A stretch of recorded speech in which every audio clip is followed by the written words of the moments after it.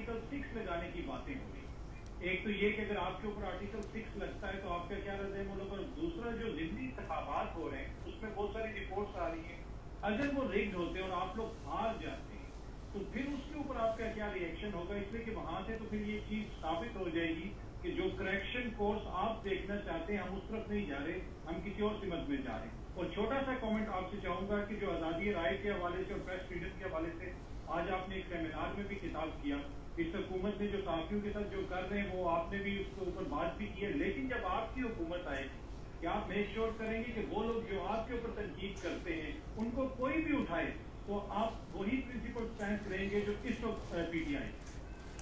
Okay, 3 سوال. پہلا article 6 اگر میرے اوپر لگتا ہے اس سے زیادہ مذاق ہو ہی نہیں سکتا کہ ایک حکومت کو واضح طور پہ ایک بیرون ملک ایک رجیم چینج سازش کے ذریعے ہٹایا جاتا ہے.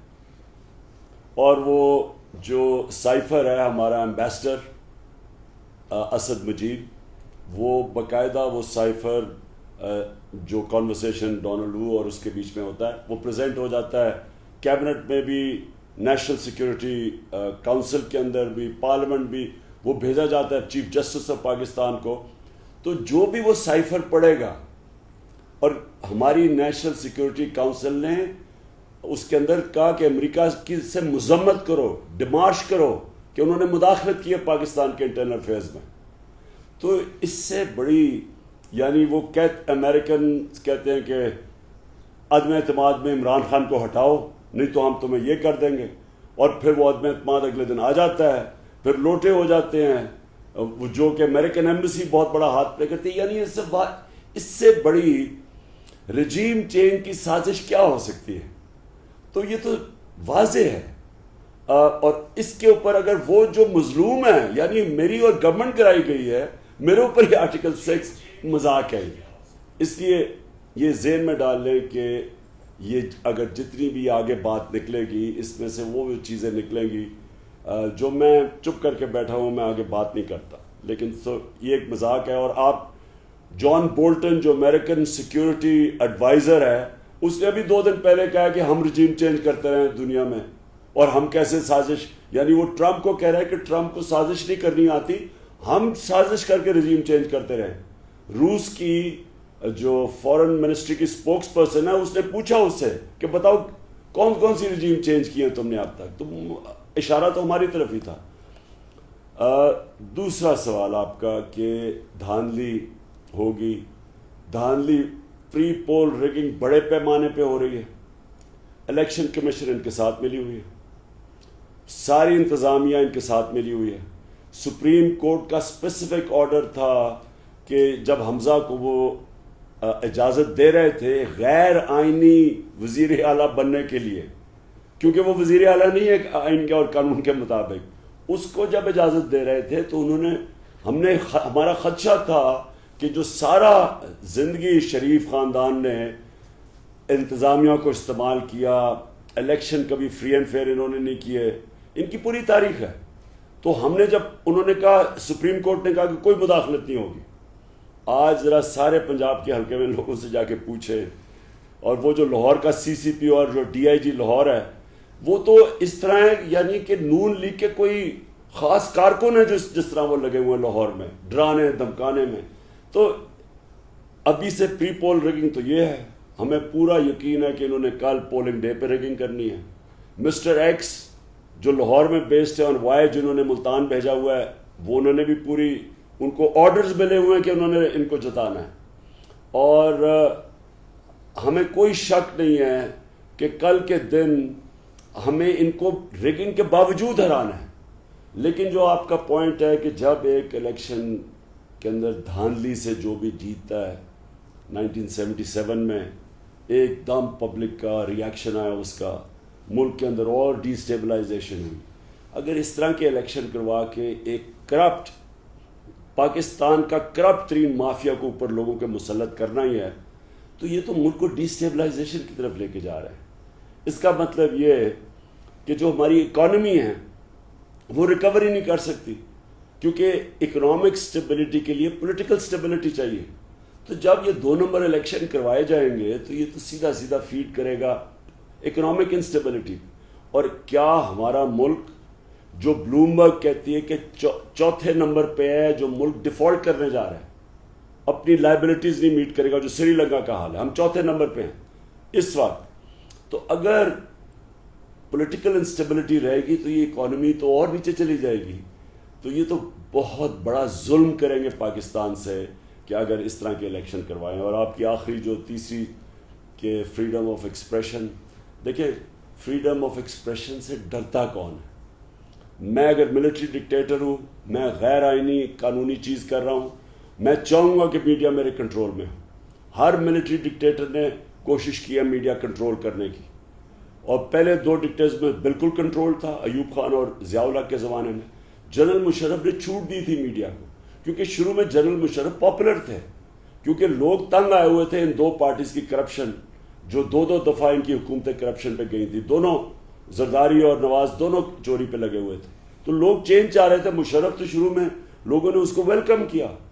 تو لیکن جب وہ لائرز موومنٹ یا جو آزاد عدلیہ کی موومنٹ چلی, تو تب جنرل مشرف نے بھی میڈیا کلیمپ ڈاؤن کیا, کیونکہ وہ غیر آئینی. آپ جب ایک ڈکٹیٹر ڈیموکریٹ بننے کی کوشش کرتا ہے تو ادارے تباہ کر کے کرتا ہے. تو اس لیے ملٹری ڈکٹیٹرز کو ہمیشہ میڈیا کنٹرول کرتے ہیں. اور دوسرا, اگر میں چوری کر رہا ہوں, میں کرپشن کر رہا ہوں, میں بشک ڈیموکریٹ ہوں, تو میرے لیے مجبوری 2 چیزوں کو کنٹرول کرنا ہوگا, عدلیہ کو اور میڈیا کو. میں میڈیا کو پیسے کھلاؤں گا, میں عدلیہ کو پیسے کھلاؤں گا, یا پھر میں ان کے اوپر سختی کروں گا. اور آپ کو پتہ ہے یہاں ملک کی تاریخ کہ لفافے کدھر سے شروع ہوئے, نواز شریف نے شروع کیے. اس سے پہلے لفافہ جرنلزم نہیں تھی, پھر اس نے پھینٹا بھی لگوایا, نوجم سیٹھی کو مار پڑوائی جب دوسرا دور تھا اس کا, جب اس نے اس کی کرپشن سامنے لے کے آئے, سپریم کورٹ کے اوپر حملہ کیا, بریف کیس چلائے. وہ جو تارڑ تھا جو پریزیڈنٹ بعد میں بنا تھا, اس نے بریف کیس دے کے ججز کو خریدا. تو جو کرپٹ آصف زرداری اور نواز شریف جیسے کرپٹ لوگ ہوتے ہیں, ان کو میڈیا کنٹرول کرنا پڑتا ہے, کیونکہ یہ میڈیا ان کی کرپشن کو بچانے یا ان کو پیسے کھلاتے ہیں, رشوت دیتے ہیں, یا کنٹرول کرتے ہیں. میرے 3.5 سال میں مجھے بتائیں جتنی تنقید میرے پر ہوئی, کیا میں نے ایک دفعہ کوشش کی کسی کو میڈیا کو کنٹرول کرنے کی, یا رشوت دینے کی, یا عدلیہ کو رشوت دینے کی, یا کنٹرول کرنے کی؟ میرا ایک دفعہ بتا دیں. اور جو میں سمجھتا ہوں کہ اگر صحیح ڈیموکریٹک گورنمنٹ اس ملک میں تھی, وہ ہماری تھی 3.5 سال. نہ ہم نے کسی ادارے میں مداخلت کی, نیب اپنا کام کر رہا تھا. نیب کے سارے کیسز ہی ہمارے دور کے پہلے بنے ہوئے تھے, صرف FIA کے شباز کے وہ مقصود چپراسی کے کیس ہمارے دور میں بنے, باقی تو پورا ہم نے روکا کسی کو نہیں. نیب نے سب سے زیادہ پیسہ ہمارے دور میں ریکور کیا, 480 ارب روپیہ کیا, جب 18 سالوں میں انہوں نے 280 ارب ڈالر ریکور کیا 18 سالوں. ہمارے 3.5 سال میں 480 ارب روپیہ ملک کا ریکور کیا. ہم نے اس کو بھی فنکشن کرنے دیا. کوئی مجھے بتائے پولیس کے کیسز, میرے اوپر اس وقت 16 FIR ہیں, کوئی بتائے کہ ہم نے کسی مخالف کے اوپر FIR کاٹی ہو. سندھ کے اندر انہوں نے ہمارے لوگوں پہ FIR کاٹی ہے, اس الیکشن کے اندر ہی سب کے اوپر الیکشن FIR کاٹی ہوئی ہے. وہ علی امین کو روک دیا پنجاب میں آنے سے. لانگ مارچ جب انہوں نے 3 لانگ مارچ کی بتائے, ایک ہم نے روکا ہو, ایک کنٹینر لگایا ہو, ہم نے ان کی کہیں شیلنگ کی ہو. ہماری لانگ مارچ ہوئی تھی, اس کے اوپر جو انہوں نے بے شرمی سے, بے دردی سے جو عورتوں بچوں پہ شیلنگ کی, سب پہ FIR کاٹی, مارا بھی ہمیں, FIR بھی. تو جو ڈیموکریٹک حکومت تھی وہ ہماری تھی. یہ سب نام لیتے ہیں ڈیموکریسی کا, لیکن اصل میں کلیپٹوکریسی ہے.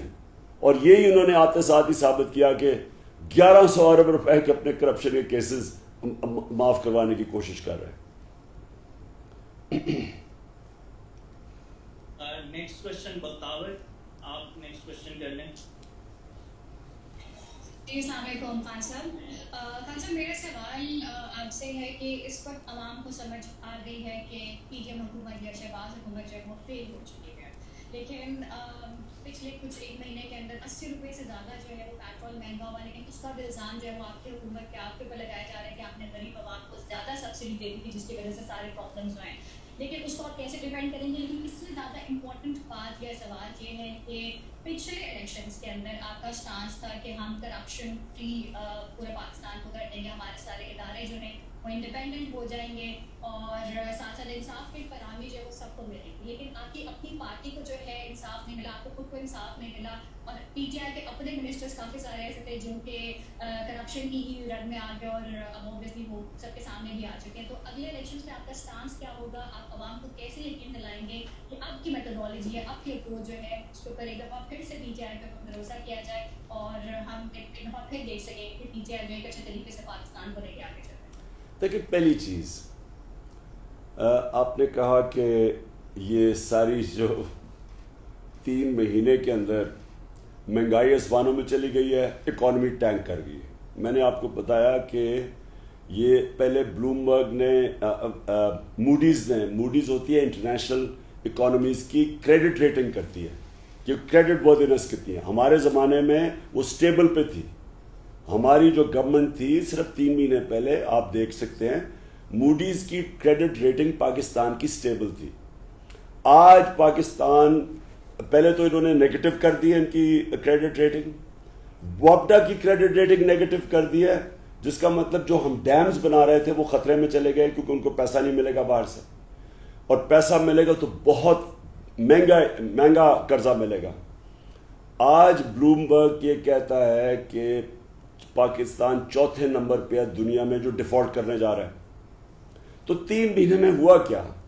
ان کی اپنے اکنامک سروے آف پاکستان جو گورنمنٹ نے پبلش کیا ہے اس کے مطابق 17 سال میں پاکستان کی پچھلے 2 سال میں سب سے بہتر پرفارمنس تھی. 17 سال میں 5.6% گروتھ ریٹ اور 6% 2 سالوں کے اندر. یہ 17 سال میں بہترین گروتھ ریٹ ہے. Record exports, record remittances, record tax collection, record harvest, یعنی زرعی جو ہماری پیداوار تھی وہ ریکارڈ ہوئی ہے. 4.4% گروتھ ریٹ. کئی سالوں کے بعد ہماری ایگریکلچر اوپر گیا. آئی ٹی جو کہ فیوچر ہے دنیا کا, اس میں 75% ایکسپورٹس 2 سالوں میں بڑھی. میرا کہنے کا مقصد یہ ہے کہ اگر ہماری ایکسپورٹس بھی بڑھ رہی تھی, ہمارا اکانومی بھی صحیح جا رہی تھی, آئی ایم ایف خود کہہ رہا ہے کہ سسٹینیبل گروتھ میں پاکستان نکل گیا تھا. اور میں یہ سمجھنے کی کوشش کر رہا ہوں کہ ہوا کیا کہ جب اس کے باوجود آئی ایم ایف کے پروگرام میں تھے, ہم 2.5 سال ہم آئی ایم ایف کے پروگرام میں تھے, یہ تو 3 مہینے ہوئے ان کو آئے. ہم نے جو ابھی جو اسٹینفورڈ یونیورسٹی کی ابھی ایک سروے نکلی ہے, انہوں نے ایک پیپر پروڈیوس کیا ہے کہ پاکستان کا جو احساس پروگرام تھا وہ ایک دنیا کے اندر ایک ایسا اس درجے کا پروگرام تھا کہ پاکستان فلائی ریاست بننے جا رہی تھی. یہ انٹرنیشنل اکنالجمنٹ ہے. احساس پروگرام کی ورلڈ بینک کا نمبر 4 پروگرام تھا ہمارا, اور احساس پروگرام پاورٹی ایلیویشن یعنی غربت کم کرنے کا. تو ہم ہیلتھ کارڈ بھی دے رہے تھے, پاکستان کی تاریخ کا سب سے بڑا فلاحی کام, جو ہیلتھ انشورنس ہر خاندان کو 10 لاکھ روپیہ کسی ہسپتال میں علاج کر سکتے تھے. یعنی ہم احساس پروگرام بھی, کامیاب پاکستان بھی, سود کے بغیر قرضے, ہاؤسنگ کے اندر آ رہے تھے کہ تنخواہ دار لوگ اپنے گھر خرید سکتے ہیں. یعنی ایک طرف فلاحی کام بھی, اکانومی بھی آگے جا رہی تھی. تو یہ کون سی قیامت آ گئی کہ 3 مہینے کے اندر سارا ملک ٹینک کر گیا؟ یہ کوئی بہانے والی بات ہے کہ یہ ہم ان کو یہ چھوڑ کے گئے. پہلی چیز تو تمہیں تکلیف کیا تھی ہمیں ہٹانے کی جب اکانومی بھی اوپر جا رہی تھی؟ انہوں نے ایک چیز کہی تھی نا کہ مہنگائی بہت زیادہ ہے. یاد ہے آپ کو, انہوں نے کہا تھا جب 4 روپے بجلی بڑھی تھی اور 12 روپے پٹرول, تو انہوں نے مہنگائی مارچ کر دی تھی. انہوں نے 130 روپے ڈیزل بڑھایا اور 100 روپے پٹرول بڑھایا. آج پٹرول کی اور تیل کی انٹرنیشنل قیمت جب ہم تھے اس سے زیادہ کم ہو گئی ہے. ہمارا 103 سے 115 تک گیا تھا تیل کی قیمت, آج وہ 95 روپے ڈالر پہنچ گئی تیل کی قیمت. تو مجھے کس طرح یہ سمجھائیں کہ آج یہ کیسے جسٹیفائی کر رہے ہیں کہ پہلے 130 روپے بڑھا کے اور 35 روپے ڈیزل کم کیا اور میرے خیال میں 28 روپے انہوں نے پٹرول کم کیا. تو یہ کیسے جسٹیفائی کر رہے ہیں؟ اصل میں ہوا کیا ہے بختاور؟ ہوا یہ ہے کہ ان کی تیاری نہیں تھی اکانومی کی, نہ ان کی اہلیت تھی. انہوں نے زندگی میں کب اکانومی ٹھیک کی ہے؟ یہ سب سے بڑا خسارہ تو چھوڑ کے گئے تھے 2018 میں. آپ گوگل کر لیں پاکستان کا جو بیرونی خسارہ جو ایک ملک کو مارتا ہے, جس کی وجہ سے سری لنکا تباہ ہوئی ہے, ایکسٹرنل ڈیفیسٹ جس کو کہتے ہیں کرنٹ اکاؤنٹ ڈیفیسٹ, وہ اصل میں آپ کیونکہ ڈالر کم ہو جاتے ہیں, ڈالر کم کا مطلب آپ تیل شیل چیزیں خرید نہیں سکتے, سب کچھ متاثر ہو جاتا ہے. تو سوال ان سے یہ ہے کہ آپ نے سب سے بڑا خسارہ چھوڑ کے گئے. ایکسپورٹس بڑھی نہیں آپ کے زمانے میں, اصل میں تو ایکسپورٹس بڑھتی ہیں تو ملک کی دولت میں اضافہ ہوتا. ہم نے ریکارڈز ایکسپورٹس بڑھائی. اب انہوں نے کیا ملک سیدھا نیچے لے گئے, ایکسپورٹس گر رہی ہیں, ریمیٹنسز گر رہی ہیں, یعنی ڈالر کم پاکستان میں آ رہے ہیں. آج انڈسٹری بند ہو رہی ہے, ٹیکسٹائل کے اندر بے روزگاری آ رہی ہے. آج جو کسان ہے وہ آج پسے گا کیونکہ انہوں نے ٹیوب ویل کے ریٹ کر دیے ہیں. لوڈ شیڈنگ, بجلی کدھر غائب ہو گئی؟ یعنی ہم کوئی بجلی چوری کر کے لے گئے, بجلی تو اویلیبل ہے. تو ہوا کیا؟ ہوا یہ کہ ان کا صرف مقصد NRO لینا تھا. یہ صرف آئے تھے اس لیے کہ ان کے کرپشن کے کیس میچور ہو چکے تھے. شہباز شریف اور اس کے بیٹے نے جیل میں جانا تھا وہ مقصود چپڑاسی کے کیس میں. ان کا مقصد تھا کہ آتے ساتھ ہی کسی طرح اپنے کرپشن کے کیس روکے, اور وہ انہوں نے کر دیا.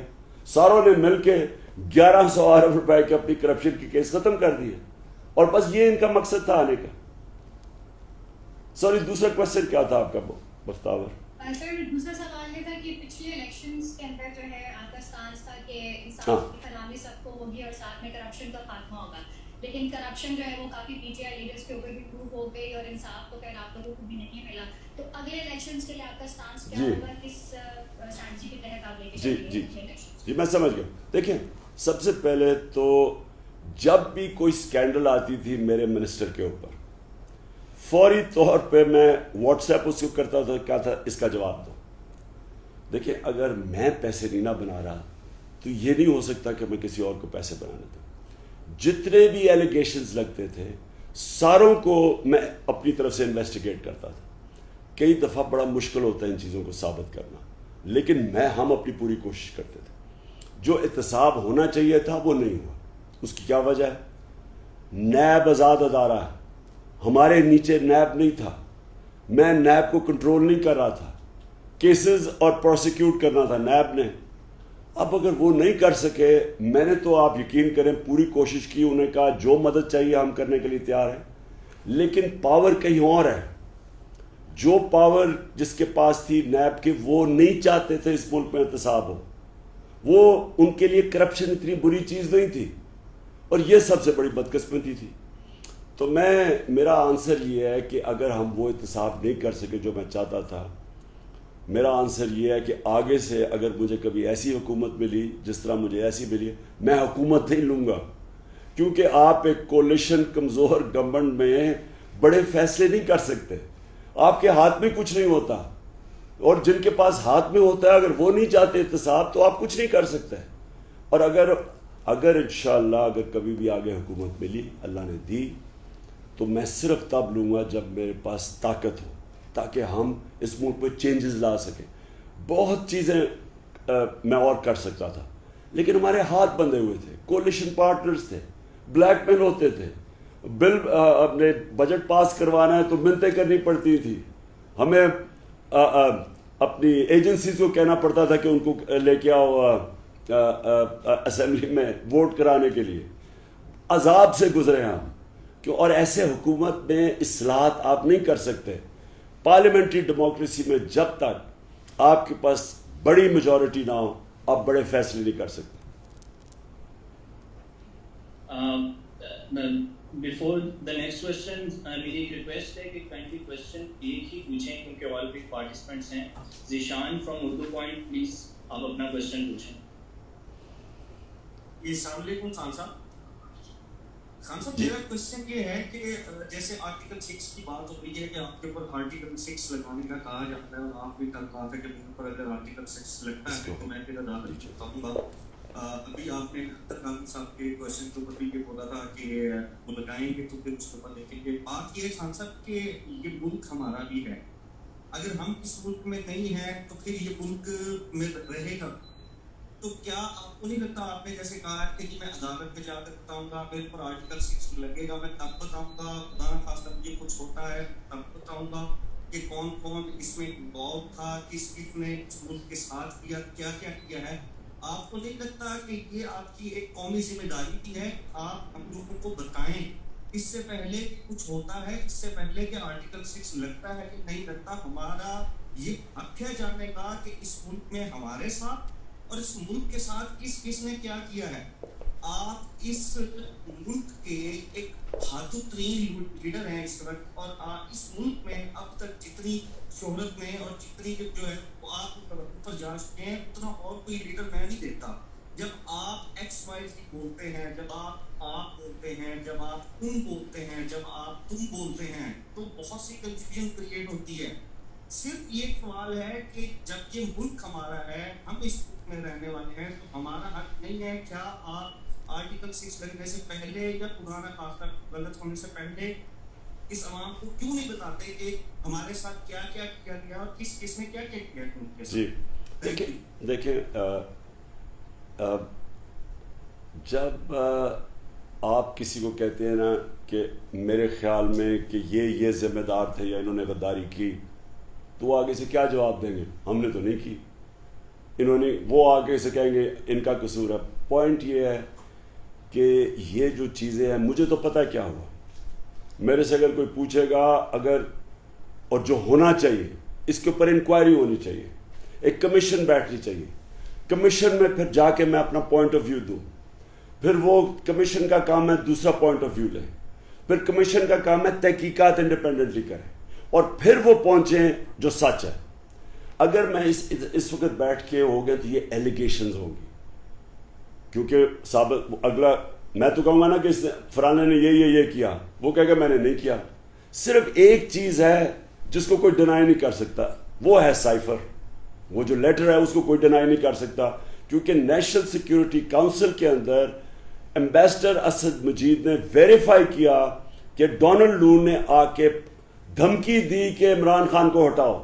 اب یہ تو فیکٹ ہے. اس کے آگے کون سے پلیئرز تھے؟ امریکن ایمبیسی سے پوچھنا چاہیے کہ آپ کا کیا کام تھا کہ ہمارے پارلیمنٹیرینز کو بلا کے اور آپ ان سے نو کانفیڈنس کا پوچھ رہے ہیں, اور کئی مہینے پہلے, نو کانفیڈنس سے کئی مہینے پہلے. اس کا مطلب وہ سازش میں ملوث تھے. کہیں دنیا کی ایمبیسی کرتی ہے کہ پارٹی کے پتہ چلوائیں کہ کون سے ممبرز خوش نہیں ہیں, بیک بینچرز ہیں جن کو وزارتیں نہیں ملی, وہ نہیں خوش ہوتے. مصیبت پارلیمنٹری ڈیموکریسی کا یہ ہے کہ جو وزیر نہیں بنتا نا, وہ بیک بینچر بن کے وہ سارا انتظار کرتا ہے کہ مجھے بھی وزیر بننا چاہیے. تو یہ ان کو بلا رہے تھے جو خوش نہیں تھے, اور ان کو جا کے ایمبیسی بلا رہی ہے لوگوں کو. ان کا کیا کام ہے؟ پھر اتحادیوں کو سے مل رہی ہے جا کے, پھر بار بار ان اپوزیشن ممبر سے مل رہی ہے. کون سی دنیا کے اندر ایمبیسی کا یہ کام ہے؟ ایمبیسی تو کام ہے صرف اب پوچھنا, فورن انٹرنیشنل ریلیشنز اور پاکستان کے فورن پالیسی کے اوپر بات کرنا. ان کا کام ہے ڈومیسٹک پالیٹکس کے اندر انٹرفیئر کرنا, اور وہ کہ حکومت کو گرانے کے لیے سازش ہے نو کانفیڈنس. سو جب انکوائری ہوگی یہ چیزیں سامنے آئیں گی. سب سے بڑی چیز سامنے آئے گی کہ ڈونلڈ لو کس کو کہہ رہا تھا کہ عمران خان کو ہٹاؤ. ایمبیسڈر تو میرے نیچے تھا, فورن آفس میرے نیچے ہے. وہ کس کو کہہ رہا تھا کہ اس کو عمران خان کو اگر تم نہیں ہٹاؤ گے تو ملک کو مشکلات کا سامنا پڑے گا. یہ ساری چیزیں اس کے اندر آنی ہیں. لہٰذا میں اس لیے نہیں بولتا کہ ابھی لگے گا ایلیگیشنز ہے, لیکن جب انکوائری کے سامنے آپ جائیں گے تو پھر آپ اپنا موقف رکھیں گے, دوسرے اپنا رکھیں گے. انکوائری پھر اپنی تحقیقات کرے گی. جی طارق متین صاحب پلیز کوشچن. السلام علیکم خان صاحب. خان صاحب میں نے آج یہ جو تمام حلقے ہیں ان میں رپورٹرز سے بات کی, سب جگہ ایک اور ملتان میں اور لاہور میں دوسرے رپورٹر سے, تو سوائے دو کنسٹیٹوئنسیز کے, ایک زین قریشی کی اور ایک کھوکھر کی لاہور میں, اسد کھوکھر کی. یہاں تھوڑا سا ایج ہے اوپوننٹس کو, باقی جگہوں پر پی ٹی آئی جو ہے وہ 70-30 والی پوزیشن میں آگے ہے, کیونکہ 18 سیٹوں پر پی ٹی آئی آگے ہے. میرے سوالات جو ہیں وہ دو ہیں. ایک, کچھ چیزیں جو ہمیں نظر آ رہی ہیں وہ تو نظر آ رہی ہیں, لیکن پھر بھی آپ بتائیے کہ نیوٹرلز اس بائی الیکشن کے کمپٹیشن میں کتنے نیوٹرل ہیں؟ ایک دوسرا، پچھلے دنوں خبر آئی تھی کہ میاں نواز شریف واپس پاکستان آ جائیں، اس کے لیے پرویز مشرف کو آمادہ کرنے کی کوشش کی جا رہی ہے کہ وہ پاکستان واپس آ جائیں، آپ کا اس پر کمنٹ؟ دیکھیں، میں نے 26 سال سے پاکستان میں وہ پولیٹکس کی ہے جو کسی نے نہیں کی.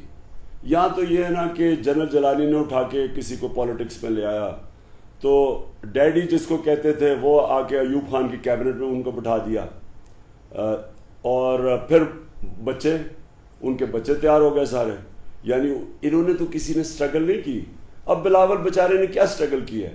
اس کو اردو بھی ابھی تک نہیں بولنی آتی. 14 سال ہو گئے پارٹی کا چیئرمین بنتے ہوئے. کبھی نہ کبھی کوئی بات کر دیتا ہے، لوگوں کو مطلب ہی یعنی کام پہ ٹانگ نہیں ہے، یا پھر بارش آتا ہے. یعنی تو یہ وہ لوگ ہیں جنہوں نے سٹرگل ہی نہیں کی زندگی میں. میں نے زیرو سے پارٹی شروع کی، 14 سال ولڈرنس میں رہا، تھوڑے سے لوگ تھے میرے ساتھ، اور اس کے بعد پاکستان کی ایک جینوئن گراس روٹ پارٹی بنائی ہے. اور میں 26 سال سے کیمپیننگ کر رہا ہوں. میں آپ کو یہ بتا رہا ہوں کہ میں نے جو یہ کیمپین کی ہے یہ بائی الیکشن کے لیے، میری سارے 26 سال میں نے کبھی پبلک کو اس طرح کا جذبہ جنون نہیں دیکھا جو میں نے اس کیمپین میں دیکھا. میں 2018 کے الیکشن جو ہم جیتے تھے، میں نے اس الیکشن میں اس طرح کا جذبہ نہیں دیکھا اور شعور نہیں دیکھا، اس طرح کی عوام میں بیداری نہیں دیکھی جو آپ دیکھیے. یہ کبھی بھی یہ الیکشن نہیں جیت سکتے. یہ جو 2 سیٹوں کی آپ بات کر رہے ہیں نا، یہ 2 سیٹوں میں بھی نہیں جیت سکتے. ان کا صرف اب پلان بنا ہے کہ جناب ہم نے اب ان کو آرڈر میں لیں. ایکس کو خاص طور پہ آرڈر آیا ہے کہ آپ نے ہر صورت جتانا ہے اس کو ایک غیر آئینی، غیر قانونی وزیر اعلیٰ بن کے بیٹھا ہوا ہے. ساری مشینری پھر سے جو ڈی آئی جی لاہور ہے اور جو سی سی پی لاہور ہے، وہ ان کے نوکر بن کے کام کر رہے ہیں، دھمکیاں دے رہے ہیں، ڈرا رہے ہیں. کتنے لوگوں کے اوپر ایف آئی آر کاٹ چکے. کبھی سنا ہے کہ ہمارے ایک علی امین گنڈا پور کو کہتے ہیں کہ آپ جا کے کیمپین نہیں کر سکتے پنجاب میں؟ اس کا پنجاب میں آنا بند کر دی. کبھی ایسی چیزیں سنی ہیں؟ تو یہ سارا ایک ہی ان کی اب ذہن میں آئی ہوئی ہے بات کہ کسی طرح دھاندلی کر کے، ڈرا کے، دھمکا کے انہوں نے یہ الیکشن جیتا. اور میرے خیال میں کہ یہ اب جو مرضی بھی کریں گے نا، اگر یہ الیکشن جیتے، انہوں نے اس سطح کی دھاندلی کریں گے یہ کہ اس سارے الیکشن کو ڈسکریڈٹ کر دیں گے. اور اس کے بعد اس الیکشن کا ایک اور فال آؤٹ آئے گا. دیکھیں، جب میں کرکٹ کھیلتا تھا، میں آپ کو بتاؤں 20 سال آپ کو پتہ ہے میں انٹرنیشنل کرکٹ کھیلا. میری زیادہ تر کوئی 14 سال میں انٹرنیشنل کرکٹ 15 سال کھیلا جب اپنے امپائر ہوتے تھے. تو یہ ان کے امپائر ہے نا، یہ الیکشن کمشنر اور یہ انتظامیہ ساری ان کے ساتھ کھیل رہی ہے نا. تو جب ہم میچ کھیلتے تھے اور جب ہم باہر جا کے میچ کھیلتے تھے، ان کے اپنے امپائر ہوتے تھے، تو جب ان کے امپائر ان کی مدد کرتے تھے تو بڑی گراؤنڈ کے اوپر لڑائی ہوتی تھی. میں ہندوستان کے خلاف ایک دفعہ میچ ہم جیتے، ایک ہی دفعہ پاکستان نے ہندوستان کو ہرایا ان کے امپائروں کے ساتھ. تو جو آخری ٹیسٹ تھا وہ تاریخی ٹیسٹ تھا. ان کا یہ ہو رہا تھا کہ وہ بڑا کانٹا ٹیسٹ جا رہا تھا. تو جب وہ آؤٹ نہیں دے رہے تھے تو میرے جو کھلاڑی تھے وہ اتنا ٹینشن ہو گئی گراؤنڈ کے اندر کہ مجھے ایک وقت میں ڈر لگ گیا وہ امپائر کو نہ مارنا شروع کر دیں. تو مجھے امپائر کے بیچ میں ایسے کھڑا ہونا پڑتا تھا کھلاڑیوں کے. اتنا ٹینشن اور انتشار تھا. میں نے دنیا میں کیمپین لیڈ کر کے نیوٹرل امپائر لے کے آیا. اور اس کے بعد آج آپ دنیا کی کرکٹ میں دیکھیں کہ سارے جو جیتتا ہے جو ہارتا ہے سب ایکنالج کرتے ہیں کیونکہ امپائروں کا رول ختم ہو گیا، وہ چیٹنگ نہیں کرتے. میں نے جب پرائم منسٹر بنا میں نے ای وی ایم مشینز کا کہا. 2.5 سال سے میں لگا رہا کہ ای وی ایم مشینز لے کے آؤ. ہندوستان میں بھی الیکٹرانک ووٹنگ مشینز ہیں، ایران میں بھی ہیں. اب 3-4 دن پہلے پٹن جو کہ ایک این جی او ہے جو یہ سروے کرتا ہے الیکشنز کا، پٹن، اس کی اب رپورٹ آئی ہے. 163 طریقے ہیں الیکشن میں دھاندلی کرنے کے. 163 طریقے. 130 رپورٹ کے مطابق ای وی ایم مشین سے ختم ہو جاتے ہیں. یعنی ای وی ایم مشین آپ لے آئیں، 130 طریقے ختم ہو جاتے. اب کون نہیں مانا؟ یہ دونوں پارٹیز انہوں نے پورا زور لگا دیا کہ ای وی ایم مشینز نہ آئیں. ہم کوشش کر رہے ہیں فری اینڈ فیئر الیکشنز کی، کسی گورنمنٹ نے پہلے کوشش نہیں کی، اور یہ پوری انہوں نے کوشش کی کہ کسی طرح ای وی ایم مشینز نہ آئیں. اور ان کے ساتھ کون ملا ہوا تھا؟ یہ الیکشن کمشنر. اس الیکشن کمشنر نے پوری طرح مخالفت کی جب اس کا مینڈیٹ ہی نہیں ہے. الیکشن کمشنر کا کیا کام ہے مخالفت کرنا؟ کیونکہ ان کو تو جو گورنمنٹ فیصلہ کرتی ہے ان کو تو امپلیمنٹ کرنا ہے. جس کا کام ہے صاف اور شفاف الیکشن کروانے کا، وہ مخالفت کر رہا تھا ای وی ایم مشینز کی. اور مجھے پتا ہے پیچھے سے اس کو کون انسٹرکشنز دے رہا تھا، کیونکہ یہاں خفیہ پاورز ہیں جو کنٹرول کرنا چاہتی ہیں الیکشن. ای وی ایم مشین سے وہ کنٹرول نہیں کر سکیں گی. تو جتنی بھی میں نے کوشش کی انہوں نے نہیں آنے دی. تو مطلب یہ ہے کہ یہ سسٹم جان کے یہ ایسی سسٹم بنایا ہوا جس میں دھاندلی ہو. اب یہ پوری تیاری ہے ان کی کل دھاندلی کی. میں نے اپنے پولنگ ایجنٹس کو ساروں کو خاص میسج دی ہے کہ یہ جو اب الیکشن ہے، یہ الیکشن نہیں، یہ جہاد ہے. کل یہ الیکشن پاکستان کی تقدیر بدل سکتا ہے، اور یہ یا ادھر جائے گا یا ادھر جائے گا. یہ کراس روڈز پہ ہے. اور انشاءاللہ مجھے جو امید ہے، جو میں پبلک کا رسپانس دیکھ رہا ہوں، کہ دھاندلی کے باوجود، اور انشاءاللہ میرے پولنگ ایجنٹس جن کو میں نے تیار کیا ہوا ہے، کیونکہ انہوں نے خریدنے کی کوشش کرنی ہے پولنگ ایجنٹس کو بھی، وہ بھی مجھے خبر مل گئی ہے، انشاءاللہ اس کے باوجود جیتیں گے. نجم باجوہ پلیز کوشچن کریں آپ.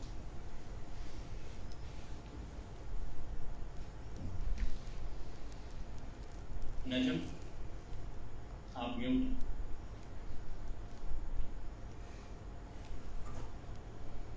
نجم آپ کی آواز نہیں آ رہی.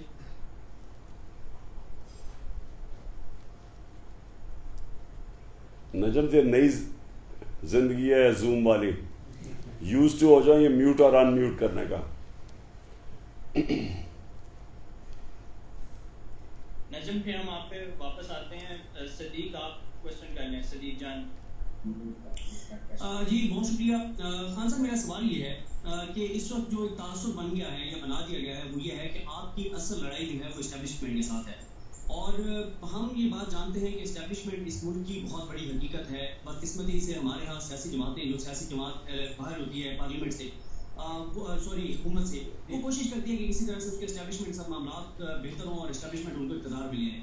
اس وقت ایک تو تاثر آپ کے بارے میں یہ ہے کہ آپ کی لڑائی اسٹیبلشمنٹ سے ہے. دوسرا یہ ہے کہ آپ اسٹیبلشمنٹ کے ساتھ انگیج نہیں ہو رہے. آپ نے بہت زیادہ کہا کہ آپ نے نمبر بھی بلاک کر دیے ہیں. اور تیسرا اسٹیبلشمنٹ یہ سمجھتی ہے کہ سوشل میڈیا پہ اوپر اسٹیبلشمنٹ کے حوالے سے جو کچھ ہو رہا ہے ادارے کے حوالے سے، وہ آپ کی جماعت ایک طے شدہ منصوبے کے ساتھ کروا رہی ہے. تو جب آپ کی لڑائی اسٹیبلشمنٹ کے ساتھ ہے جو کہ تاثر ہے، اور اگر آپ الیکشن ہار جاتے ہیں اس کے بعد آپ شور مچائیں گے، کتنا سا شور مچائیں گے، تو کیا آپ کی کا لائے عمل ہے جو اس وقت ہوا فضا ہے حلقوں میں، وہ تو واضح طور پر آپ کے حق میں ہے. لیکن اگر اسٹیبلشمنٹ سے لڑائی کی وجہ سے آپ سیٹیں ہار جاتے ہیں تو سوائے اس کے کہ آپ بعد میں شور مچائیں گے، کیا آپ کے پاس لائے عمل ہے، آپ کیا کریں گے اس کے بعد؟ لیکن میں کیوں اسٹیبلشمنٹ سے لڑوں گا؟ اسٹیبلشمنٹ کا مطلب فوج. اگر میرا تو کوئی لندن تو چھوڑو، پاکستان میں کوئی پراپرٹیز آپ نے سنا ہے نا، میری تو کوئی بات پراپرٹی نہیں ہے. میں نے تو جب میرا انہوں نے عدالت میں کیس کیا تھا، میرا جو لنڈن فلیٹ تھا، تو 8 مہینے میں نے عدالت میں کھڑے ہو کے ایک ایک بتایا کہ میرا وہ کدھر سے پیسہ آیا، کون سی انکم تھی. میں تو خیر کرکٹ کھیلتا تھا تو میں نے، اور منی ٹریل ساری دکھائی، وہ بیچ کے پاکستان پیسہ لے کے آ رہا ہوں، وہ بھی ساری منی ٹریل دکھائی. تو میں نے تو کہیں جانا نہیں ہے، میں نے تو یہی رہنا ہے، میرا تو یہ گھر ہے، میں تو پاکستان کے ساتھ بڑا ہوا ہوں. تو ہم کیوں چاہیں گے کہ ہماری فوج کمزور؟ ہماری تو کوشش یہ ہوگی کہ ہماری فوج مضبوط. اگر اسٹیبلشمنٹ غلط فیصلے کر بیٹھی ہے، دیکھیں پرابلم یہ ہوتا ہے ان کے پلان اے ہوتا ہے، پلان بی ہوتا ہے، پلان سی ہوتا ہے. اگر پلان اے سے یہ پلان بی پہ چلے گئے ہیں، میرے سے تو کسی نے پوچھا کیوں پلان بی پہ گئے ہیں، مجھے تو کسی نے نہیں بتایا، نہ وہ کوئی ڈسکس ہوا ہے، مجھے نہیں پتا کیوں گئے ہیں. لیکن مسئلہ یہ ہے کہ اندر ڈسکشنز نہیں ہوتی. ان کی جو مشاورت ہونی چاہیے نا وائڈ اسپریڈ، وہ ہوتی نہیں ہے.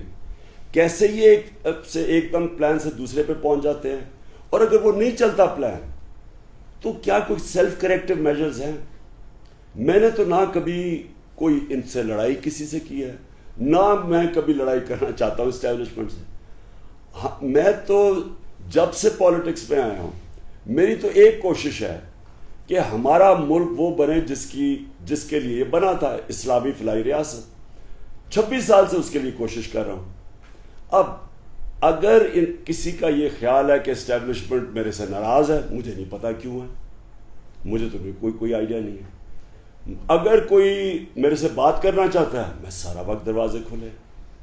لیکن جو خطرناک چیز ہے نا، یہ جس طرف ہم جا رہے ہیں، مجھے اپنے ملک کی فکر ہے اس وقت، کیونکہ یہ جو ایک تاثر پبلک میں چلا گیا، اور آپ کہیں سوشل میڈیا میں، یہ یاد رکھیں سوشل میڈیا کو کوئی کنٹرول نہیں کرتا. آپ بھی صدیق، آپ سوشل میڈیا کو استعمال کرتے ہیں، آپ کو پتہ ہے کہ اگر آپ کوئی بھی چیز ایک ٹرینڈ شروع کریں، اگر اس ٹرینڈ کو لوگ اپناتے نہیں ہیں وہ ایک دم ختم ہو جاتی ہے.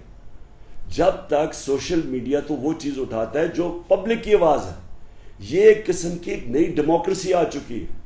میرے پاس ٹیلی فون ہے، میری آواز ہے، اور میں ہر چیز کے اوپر بات کرتا ہوں. یہ ایک ایسی چیز ہے، یہ کنٹرول نہیں ہو سکتی. سوشل میڈیا میں مجھے یاد ہے ہمیں کئی دفعہ کچھ ہوتا تھا، ہمیں پڑ جاتا تھا ہمارا سوشل میڈیا. آپ یہ کنٹرول نہیں کر سکتے. اب یہ جو تاثر چلا گیا ہے کہ یہ اس وقت اسٹیبلشمنٹ ان کے ساتھ کھڑی ہے، ان چوروں کے ساتھ. پاکستان 30 سال سے ہم ملک کو لوٹ رہے ہیں. 1100 ارب روپے کے ان کے اوپر اس وقت کرپشن کے کیسز تھے جو انہوں نے NRO 2 اپنے آپ کو دے دیا. اب ساری قوم کو غصہ ہے، ملک کا بیڑا غرق کر دیا. مہنگائی آسمانوں پہ اور اکانومی زمین پہ. 4 نمبر پہ آ گئے ہیں جو پاکستان ڈیفالٹ کرنا ہے، جو کہ اکانومی 3 مہینے پہلے خود ہی ان کی اکنامک سروے کہتی تھی کہ پاکستان سسٹینیبل گروتھ پہ نکل گیا. موڈیز کہہ رہی تھی ہماری کریڈٹ ریٹنگ پلس ہے. کرونا سے دنیا کی ساری 190 ملکوں میں 3 ٹاپ ملک تھے جن میں پاکستان ایک ہے، جو بہترین طریقے سے صدی میں ایک دفعہ کرائسس آتا ہے، اس میں سے پاکستان نکلا. کس طرح وہ گورنمنٹ کو، جب وہ گورنمنٹ گرا کے سازش کے تحت ان کو لے کے آئے ہیں اور یہ جب پرفارم نہیں کر رہے تو سارا تو نزلہ گر رہا ہے اسٹیبلشمنٹ کے اوپر. مجھے یہ خطرہ ہے کہ جب ایک پبلک کا اور ہماری اسٹیبلشمنٹ کا فیصلہ بڑھتا جائے گا، نقصان تو پاکستان کا ہے. ہمیں تو پوری کوشش کرنی چاہیے کہ کسی طرح اس کا کریکٹو پروسیس شروع ہو، اور راستہ ایک ہی ہے. صدیق، میں اپنی ساری قوم کو آج آپ کو بھی اور کہتا ہوں، جو مرضی آپ کر لیں سوائے صاف اور شفاف الیکشن کے، یہ ملک مزید اور نیچے جائے گا اور انتشار کی طرف جائے گا. جب پولیٹیکل سٹیبلٹی نہیں ہوگی، آپ دھاندلی کر کے الیکشن پہ شک جتا دیں، اس سے ملک میں تو سیاسی طور پہ ملک میں سٹیبلٹی نہیں آنے لگی، اور جب پولیٹیکل سٹیبلٹی نہیں آئے گی اکنامک سٹیبلٹی تو اور نیچے چلی جائے گی. جو اکانومی ہے اس وقت کوئی بھی ہمارے ساتھ کھڑا نہیں ہے. مجھے تو خطرہ یہ ہے کہ یہ جو ریمیٹنسز گرنی شروع ہوگی، جو اوورسیز پاکستانی پیسہ بھیجتے ہیں، ایکسپورٹس تو ابھی گر گئی ہیں. اگر اسی طرح گیا ہمارے پاس تو ہم تو سری لنکا کی طرف جا رہے ہیں. لہٰذا ملک کو یہ لوگ جو اپنی چوری بچانے کے لیے آئے تھے، یہ ملک کو نہیں نکال سکتے اس میں سے. صرف ایک طریقہ ہے کہ ایک فری اینڈ فیئر الیکشن عوام کو فیصلہ کرنے دیں. جو بھی حکومت آئے گی پرووائڈڈ صاف اور شفاف الیکشن ہو، وہی اسٹیبلٹی لے کے آئے گا پاکستان میں. جی نجمہ گلوبل ولیج سے پلیز کائنڈلی. السلام علیکم خان صاحب، thank you for giving me time today. میں نے پتہ کرنا تھا یہ جو صدیق جان صاحب نے بھی کہا، آپ جلسوں کے علاوہ ڈانڈلی وہ کل تو کریں گے کیا؟ This is the plan of action that we all want to know, because جلسے تو آپ نے بہت زیادہ کر لیے ہیں، they been very effective, they been huge, لیکن الٹیمیٹلی اف ڈانڈلی پھر بھی کل ہوتی ہے تو then what is your plan of action? دیکھیں نجمہ، پرابلم میں آپ کو بتاتا ہوں کیا ہے. ایک پولیٹیکل پارٹی جو ہوتی ہے، اور جو ماشاء اللہ میں اللہ کا شکر ادا کرتا ہوں، آج تحریک انصاف سارے پاکستان میں کسی پارٹی کا وہ ووٹ بینک نہیں جو آج تحریک انصاف کا. کوئی پاکستان کی تاریخ میں پارٹی اتنی پاپولر نہیں تھی جو آج تحریک انصاف ہے. کسی پارٹی نے 10 دنوں کے اندر پشاور کا ریکارڈ کراؤڈ، اس کے بعد جلسہ کرتی ہے मज़ार कायद पे कराची वो रिकॉर्ड क्राउड 10 दिनों के अंदर, और मीनार पाकिस्तान में करती है वो रिकॉर्ड क्राउड। जितने भी अभी बाई इलेक्शन के मैंने कैंपेन किए हैं 2018 से ज़्यादा पब्लिक निकली है। इस वक्त पाकिस्तान को जो ज़रूरत है वो एक फेडरल पार्टी की जो सारे सूबों को इकट्ठा रखे। आप देख रहे हैं कराची में तकसीम, ये सिंध में तकसीम करने की कोशिश की जा रही है।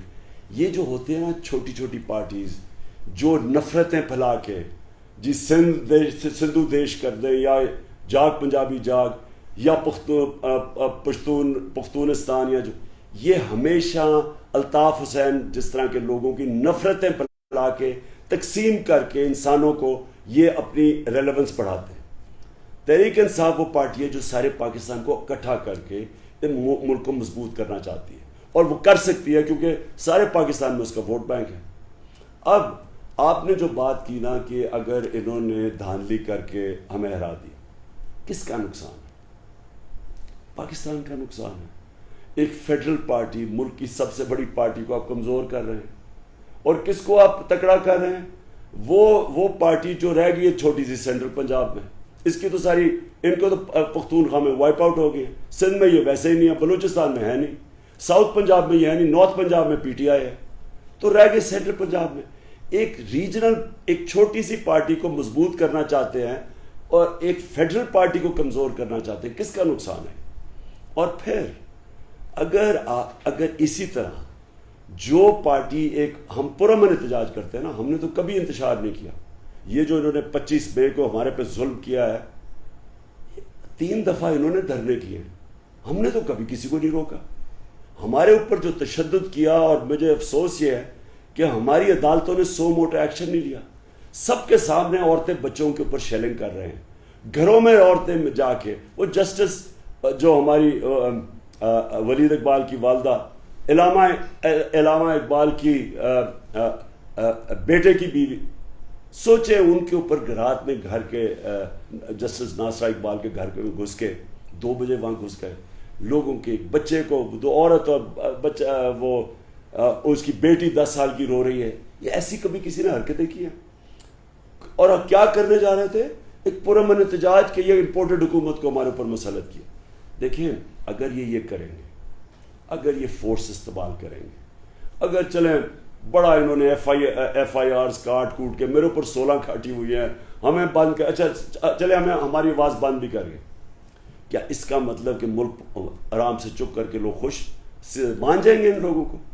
वो फिर होगा अगर आप एक पॉलिटिकल पार्टी को बंद कर देते हैं जो कि सबसे बड़ा वोट बैंक है जिसका, और आप ये चोरों को ऊपर लेके आते हैं। पहले तो सबसे पहले सारों ने बुरा भला कहना एस्टेब्लिशमेंट को, ये हमारे लिए एक ये नुकसान है। दूसरा, जब ये फटेगा, क्योंकि आप जब बंद कर देते हैं आवाज़ जो कि जमहूरी आवाज़ है, तो उससे वहाँ गुस्सा रुकना तो नहीं है, वो फटना है कहीं ना कहीं, और वो जब फटेगा तो मैं आपको बता रहा हूँ कि ये श्रीलंका को भूल जाएंगे।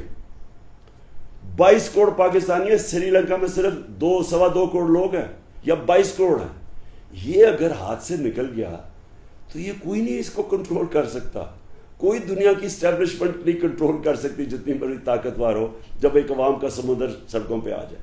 लिहाजा ये बहुत गलत करेंगे अगर ये जिस सतह की इन्होंने फैसला किया हुआ है, ये सबसे ज़्यादा मुल्क को नुकसान पहुँचाएंगे अगर इन्होंने धांधली करके पब्लिक के मैंडेट को इन्होंने चेंज कर दिया। उमैर खान फ्रेंड्स पाकिस्तान से प्लीज अपना क्वेश्चन करें।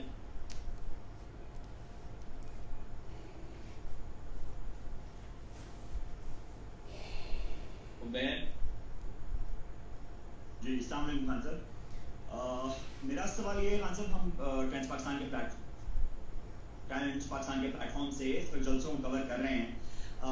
ग्राउंड पे आप ही का नाम है और आपका जो बयानिया है वो बिक भी रहा है, और अब हम उस तरीके से बात कर रहे हैं जैसे पहले कभी नहीं की गई। मेरा सवाल ये है कि पोलिंग स्टेशंस के ऊपर तो पीटीआई के जो कारकुनान हैं वो धांधली रोक लेंगे, वो ट्रेन हो चुके हैं, लेकिन हमने 2018 में भी ये देखा कि कुछ हलकों में जैसे ख्वाजा आसिफ का रिजल्ट था, राना सनाउल्लाह साहब का रिजल्ट था, वो रात को हार गए थे लेकिन सुबह उनके नताइज चेंज कर दिए गए। ऐसी धांधली को रोकने का क्या प्लान है तरीके इंसाफ के पास, जो आरओ के ऑफिस में जाकर होती है اور دوسرا بہت کوئکلی آپ نے بھی 2-3 دفعہ اسی سیشن میں پارلیمنٹری جمہوریت کے متعلق بات کی کہ اس میں یہ خامی ہے, اس میں یہ خامی ہے. عوام کا بھی ہم سے بڑا سوال رہتا ہے, کیا اگلے الیکشن میں تحریک انصاف صدارتی انتخاب کا جو نعرہ ہے وہ بلند کرے گی یا صدارتی نظام کے لیے ریلی کرے گی یا نہیں؟ اس کو ذرا جواب دیجیے. دیکھیں یہ کیوں ای وی ایم مشینز نہیں آنے دی, میں پھر سے سوال پوچھتا ہوں. کیونکہ ای وی ایم مشین ہوتا کیا ہے, وہ کیلکولیٹر ہوتا ہے, سارے ریزلٹس پنچ کرتے رہتے ہیں. آپ کو پتہ ہے ہم 4 دن سے کیا کر رہے ہیں, صرف ایک چیز کر رہے ہیں کہ کیسے ہم نے ان کی دھاندلی روکنی ہے. کون سی, مثلا انگلینڈ کے اندر کوئی ایسا تصور بھی نہیں کر سکتا, یا یورپ میں یا امریکہ میں, کہ آپ کی 4 دن سے ٹریننگ کیا ہو رہی ہے کہ انہوں نے دھاندلی کیسے آپ نے روکنی ہے. یہ ویسے بڑا برا ریفلیکٹ کرتا ہے ہمارے ملک میں, کہ سوچیں کہ ہماری اخلاقیات, ہماری مورل ویلیوز کدھر تک گر چکے ہیں, کہ ہم صرف اور صرف سوچ رہے ہیں کہ ہم نے الیکشن کو چوری ہونے سے کیسے روکنا. اور اسی لیے میں لگا رہا تھا ای وی ایم مشینز کے اوپر الیکٹرانک ووٹنگ, کیونکہ آپ کیلکولیٹر ہے, جیسے ہی آپ پنچ کرتے ہیں ووٹس, جیسے ہی پولنگ ختم ہوتی ہے آپ نے بٹن دبایا, رزلٹ آ گیا. اب یہ کیوں انہوں نے اپوز کیا تھا سب نے, کیونکہ یہ ساری اس کے بعد ساری دھاندلی شروع ہوتی ہے, اور وہ جنہوں نے پیچھے بیٹھ کے رزلٹ مینیپولیٹ کرنے ہیں وہ پھر دیکھتے ہیں, وہ ڈیلے کرتے جاتے ہیں رزلٹ. خواجہ آصف کیسے جیتا ہے, کیونکہ وہ ہارا ہوا تھا, لیکن وہ جنہوں نے رزلٹ چینج کرنے تھے انہوں نے پھر طریقے ہیں 163 طریقے ہیں, جس میں سے ڈبل سٹیمپ کر دیتے ہیں اور ووٹ ضائع کر دیتے ہیں, سٹف کر دیتے ہیں, ایکسٹرا انہوں نے بیلٹ چھپائے ہوئے ہیں, ہمیں بھی پتہ چلا ہے انہوں نے ایکسٹرا بیلٹ چھپائے ہیں. مسٹر ایکس کے پاس پورا کہ 1:2 انہوں نے کوڈ بنائی ہوئی ہے کہ اگر ادھر جن پولنگ اسٹیشنز کے اوپر اگر وہ 1 ووٹ ڈالے گا تو ہم 2 ڈلوا دیں گے, یا اگر زیادہ ضرورت ہو 3. اس طرح کی ساری, یہ ہو نہیں سکتا ای وی ایم مشینز کے ساتھ. اس لیے سب نے مل کے 2.5 سال میں کوشش کرتا ہے, انہوں نے نہیں آنے دیا. تو آپ کا جو سوال یہ ہے کہ رزلٹ چینج ہو جائیں گے, ہم نے اپنی ٹریننگ تو جس طرح میں نے کہا کہ اپنے پولنگ ایجنٹس کی پوری ٹریننگ کروائی ہے. مجھے پوری خبر مل گئی ہے کہ انہوں نے بڑے پیسہ جمع کیا ہوا ہے پولنگ ایجنٹس کو خریدنے کا. تو میں نے اپنے سارے پولنگ ایجنٹس کو آج پہلی دفعہ زندگی میں, یہ 26 سال میں نے ان کو بتایا ہے کہ یہ جہاد لڑنے جا رہے ہیں آپ کا, کیونکہ آپ کا مقابلہ مافیاز کے ساتھ ہے. یہ الیکشن نہیں ہے, یہ ایکچولی حقیقی آزادی کی جہاد ہے, اور انہوں نے بڑا پیسہ چلانا ہے کل. تو دیکھیں تیاری تو ہم نے اب جتنی ہو سکے کی ہے. اب انسان جس طرح میں کرکٹ میں کوشش پوری کرتا ہے, باقی اللہ پہ چھوڑ دیتا ہے. اور پریزیڈنشل سسٹم پہ خان صاحب وہ اجازت دیجیے گا. دیکھیے پریزیڈنشل سسٹم جو ہے نا وہ اس طرح آ نہیں سکتا پاکستان میں جب تک کہ ہر ڈویژن کو ہم صوبہ بنا دیں. اگر آپ ہر ڈویژن کو صوبہ بنا دیں گے اور پھر آپ پریزیڈنشل سسٹم لا سکتے ہیں. اس وقت پنجاب 60% پاکستان ہے. کبھی بھی چھوٹے صوبوں نے نہیں ماننا کہ پریزیڈنشل سسٹم ہو اگر 60% پاکستان پنجاب ہے. ایک ہی طریقہ ہے اس کا, وہ پہلے کرنا پڑے گا کہ سارے ڈویژنز کو صوبے بنانے, پھر ہو سکتا ہے.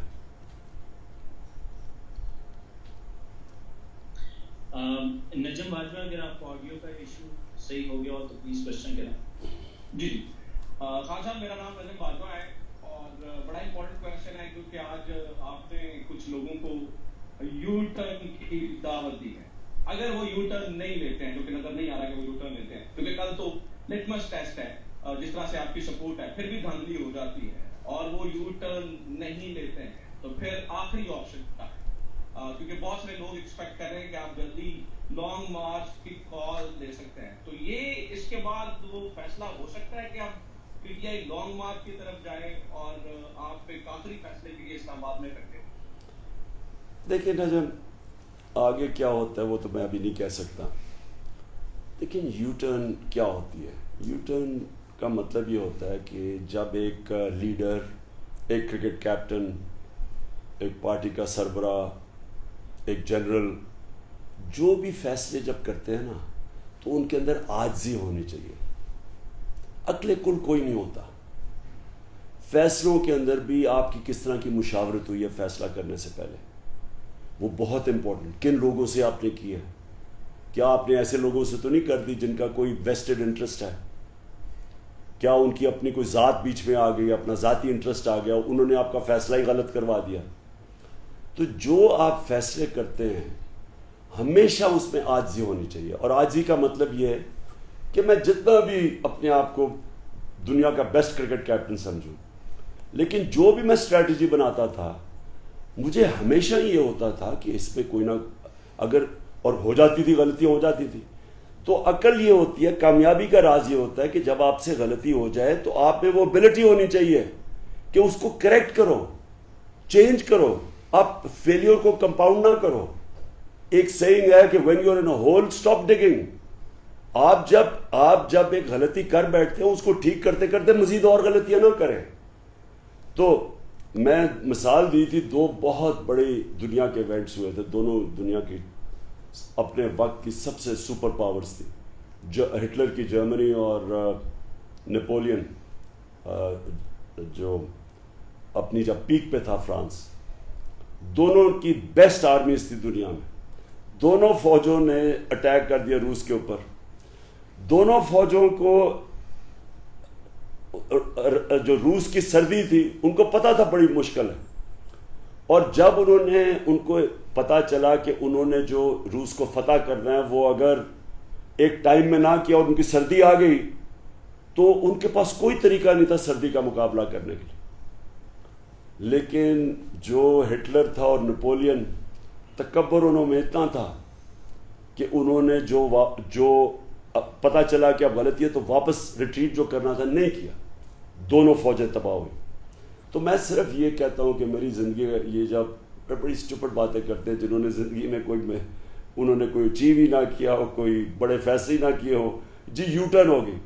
یو ٹرن تو ایک عقل مند لیڈر کی کوالٹی ہوتی ہے کہ کب ریٹریٹ کرنی ہے اور کب آگے جانا ہے. یہ تو عقل مندی ہوتی ہے، کیونکہ اصل میں تو آپ نے جیتنا ہوتا ہے. تو اس کو ادھر مقصد کے پہنچنے کے لیے، اور یہاں مقصد ہے پاکستان کی بہتری آج کیا ہے؟ کیا یہ ہے کہ ہم دھاندلی کر کے ان کو الیکشن جتا دیں؟ یہ ایک غیر آئینی اور قانونی جو بیٹھ گیا جا کے لوٹوں کی ووٹوں کے اوپر، اور وہ ڈسکوالیفائی، یہ جو حمزہ ہے، کیا ان کو الیکشن میں دھاندلی کر کے جتانا، یہ پاکستان کی اس میں فائدہ ہوگا؟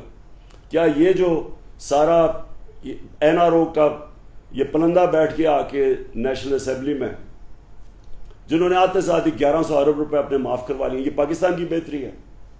جو اب لیول کی چوری ہوگی پہلے تو یہ معاف کروا کے اب جو یہ چوری کریں گے، جنرل مشرف کے این آر او کے بعد انہوں نے جو 10 سال میں لوٹ مار کیا ہے اب وہ معاف کروانے آ گئے.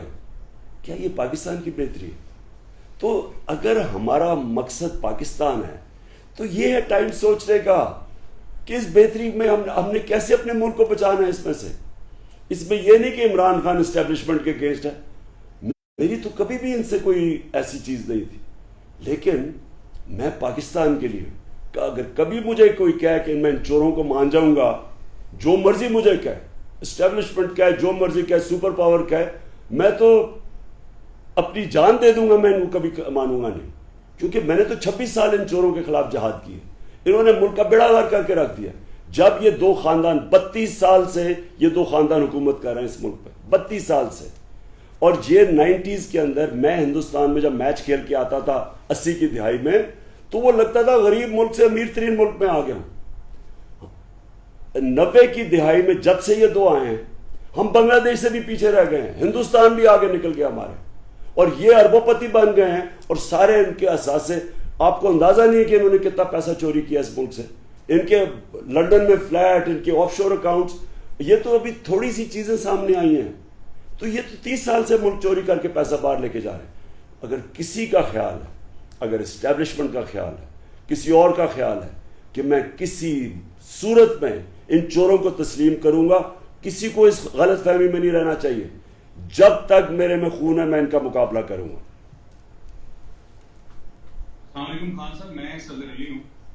میرا سوال یہ کہ آپ کو الیکشن کمیشن کے معاملات کی تو سمجھ آ چکی ہے، پہلے بھی آپ کے علم میں تھا. साथ ही साथ आपने ये बात कही है अभी भी और पहले भी कहते हैं कि पावर हमारे पास नहीं थी, पावर कहीं और है। अभी भी आपको पता है कि पावर कहीं और है। तो फिर इलेक्शन कमीशन के साथ साथ आप सिलेक्शन कमीशन का इंतखाब क्यों नहीं? आपको जब मालूम है कि पावर कहीं और है तो फिर मामला के टीम के साथ लेकर क्यों नहीं चलते? आपने कहा था कि आप मजीद खतरनाक बनाएंगे, तो वो खतरनाक कब होंगे? कब पता चलेगा कि आपका खतरनाक होना जो है वो आवाम के लिए फायदेमंद साबित हो रहा है? और साथ ही साथ ये है कि पाकिस्तान तहरीक इंसाफ के जो नौजवान हैं, ज़्यादातर ज़ाहिर है कि आपके स्पोर्ट नौजवान हैं, उनको अभी तक कोई उम्मीद नजर नहीं आ रही कि सिलेक्शन कमीशन इलेक्शन कमीशन दोनों एक पेज पर हैं और दोनों जो हैं वो साफ और शफाफ इलेक्शन करवाने के लिए तैयार हैं। और आखिरी बात ये कि 2018 का जब इलेक्शन था तो आपके चेहरे पर बड़ी मुस्कुराहट होती थी, बड़े आपको उम्मीद होते थे, जिसकी वजह से आपको कहा जाता था और कुछ है या नहीं है, हैंडसम तो है हमारा वज़ीर आज़म। अब वो जो स्माइल है, वो जो मुस्कुराहट है, वो कहीं गायब हो गई। वो क्यों गायब हो गई? देखिए, मैं 3-4 आपने सवाल पूछ लिए। पहले तो इलेक्शन कमीशन पे आ जाए। देखिए, मैंने बड़ी पाकिस्तान में इलेक्शन कमीशंस देखे हैं 26 साल में। मैंने कभी इस तरह की नाहिल और बदनीयत और बायस्ड इलेक्शन कमीशन ऐसी मैंने नहीं देखी। यानी मैंने इतनी बेशर्मी से इलेक्शन कमीशन को बायस यानी एक जानबदार मैंने ऐसे नहीं देखा। और इतनी हमारे मुल्क की बदकिस्मती है कि इसने तो डैमेज किया पाकिस्तान को। मैं आपको मिसाल देता हूँ, यहाँ 30 साल से सेनेट के अंदर पैसे दे के सेनेटर बनते हैं, पैसा खर्च करके बनते हैं, यानी एमपीज को खरीदते हैं। 30 साल से ही हो रहा है। मैंने हमारे 2018 में हमने 20 अपने एमपीज को पख्तूनख्वा से हमने पार्टी से निकाल दिया, क्योंकि उन्होंने पैसे लेके अपनी वोट बेची 20 लोगों को। उसके बाद मैं कैंपेन चलाता रहा कि क्या मजाक है कि क्यों है सीक्रेट बैलेट, जब आपको पता है कि सीक्रेट बैलेट में वोट बिकती है, तो क्यों नहीं ओपन बैलेट करते? तो ये याद रखें कि मैं फिर से रिपीट करता हूं कि मैंने क्रिकेट के अंदर न्यूट्रल अंपायर्स लेके इसलिए आया था कि हम जब पाकिस्तान में मैच जीते थे तो जब शुरू में तो वो दूसरी टीमें कहती थी हमारे अंपायर ने ज्यादा दिया, हम बाहर जाते थे तो उनके अंपायर आ जाते थे। तो तब मैंने पूरी ये कैंपेन चला कि पहली दफ़ा पाकिस्तान दुनिया की 200 साल क्रिकेट टेस्ट हिस्ट्री में पाकिस्तान ने पहली दफ़ा न्यूट्रल अंपायर लेके आया था। मैंने इतनी कोशिश की ईवीएम मशीन्स की। ये जो आदमी था इलेक्शन कमिश्नर, इसने पूरी उसकी मुखालफत की और हमें नहीं आने दिया। आज अगर ईवीएम मशीन्स होती, आपको फिक्र ही नहीं होनी थी कि इन्होंने धांधली करनी है, क्योंकि ईवीएम मशीन से बहुत मुश्किल है। अब आपका जो सेकंड क्वेश्चन है, आपने ये कहा कि ये जो इलेक्शन कमीशन और इनके पीछे जो लोग हैं, देखिए पाकिस्तान को आगे बढ़ना है। कभी भी कोई कौम आगे नहीं बढ़ती जब तक वो अपनी गलतियों की निशानदेही नहीं करती, उनको जब तक करेक्ट नहीं करती। हम फंसे हुए हैं एक टाइम वॉर्प के अंदर। यहाँ ये ख्याल है कि जनाब पीछे से बैठ के गवर्नमेंट्स को कंट्रोल करो। आप जब पीछे से बैठ के गवर्नमेंट को कंट्रोल करते हैं, एक बहुत बड़ा मैनेजमेंट प्रिंसिपल दुनिया का आप वायलेट कर लेते हैं।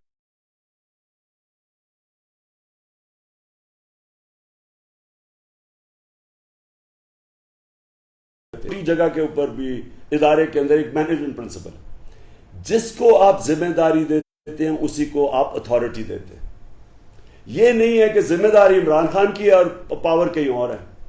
कोई मैनेजमेंट प्रिंसिपल ऐसे काम नहीं करता। आप कब अगर इस तरह पाकिस्तान को कोई भी चलाएगा, ये मुल्क नहीं चल सकता ऐसे। और आप आगे पीछे रह गए। हमें इस वक्त मुल्क में जब तक हम इस्लाहत नहीं करेंगे, ये मुल्क इस वक्त जिधर ये पहुंचा दिया और जिधर लेके जा रहे हैं, ये पाकिस्तान नहीं, हमारे से सारे मुल्क आगे निकल गए। हिंदुस्तान के आज रिजर्व्स देखें, हिंदुस्तान 80s में हमारे से पीछे था। बांग्लादेश कोई तस्वर भी नहीं कर सकता था कि हमारे से आगे निकल जाएगा। जो गुर्बत बांग्लादेश में थी, आप तो पाकिस्तान, वेस्ट पाकिस्तान तो अमीर मुल्क था उनके मुकाबले में। यहां से बांग्लादेश के लोग, लेबर पाकिस्तान में अभी भी कितने लोग काम करने आते थे, गुर्बत वहां इतनी ज्यादा थी। वो आगे निकल गए हमारे से, क्योंकि हम एक फंसे हुए हैं ایک وشس سائیکل میں پھنسے ہوئے. ہمیں سمجھ نہیں آ رہی جو بیلنس ہے کہ اسٹیبلشمنٹ ریالٹی ہے پاکستان میں, ماننا پڑے گا, لیکن جو بیلنس ہے اسٹیبلشمنٹ میں اور گورنمنٹ کے اندر, اگر وہ بیلنس نہیں ہوگا یہ ملک صحیح طرح ایڈمنسٹر نہیں ہو سکتا, نہیں چل سکتا.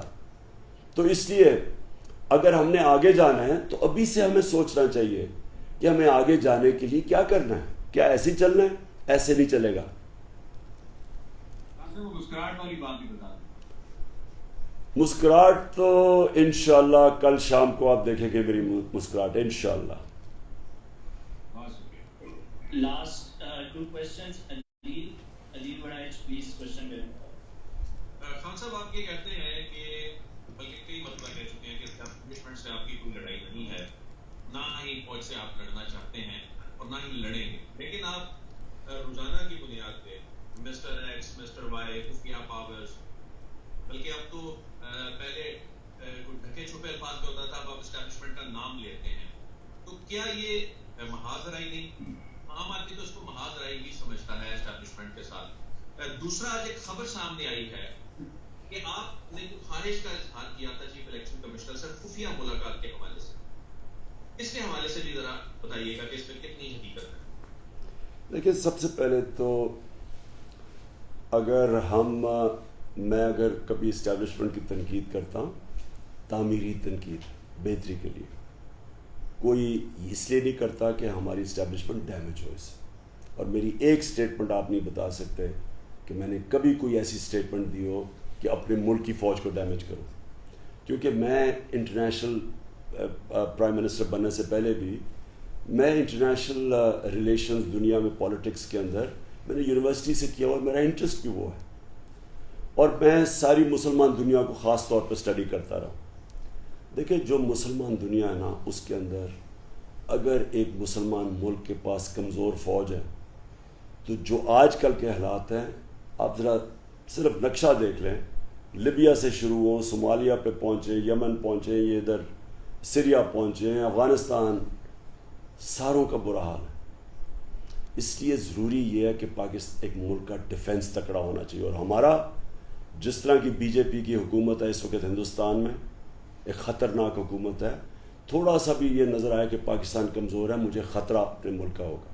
تو لہٰذا کبھی بھی ہم اپنی ملک کی فوج کو ڈیمیج نہیں کرنا چاہتے, لیکن کہیں جگہ آپ کو تنقید کرنی پڑتی ہے. اپنے بچوں کی بھی آپ تنقید کرتے ہیں نا, ان کی بھلائی کے لیے کرتے ہیں. میں اپنی پارٹی کے ممبرز لوگوں کی تنقید کرتا ہوں تاکہ وہ بہتر ہو, ڈیمیج کرنے کے لیے نہیں. اس وقت مجھے خطرہ یہ ہے کہ جس طرح ہم جا رہے ہیں, یہ کرپٹ سیٹ اپ کے ساتھ لنک ہوگی اسٹیبلشمنٹ.